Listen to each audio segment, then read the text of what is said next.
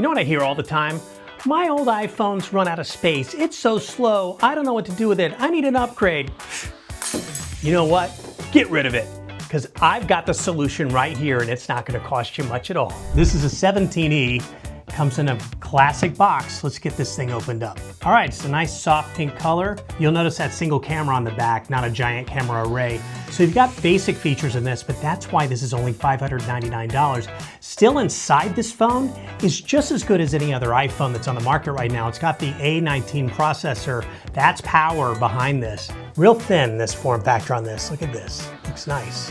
Check this out. This is new for the E models of the iPhone. Did you hear that?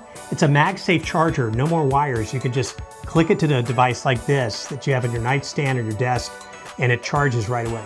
The good news is this starts at about 4 times the storage of most previous phones. Notice the glass on this, super tough. It's the same glass you'll find on the other iPhones.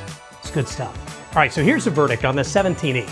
So no, it doesn't have all the bells and whistles that you get with an iPhone Pro, but for the 17E, for only $599, you really do get all the features you need.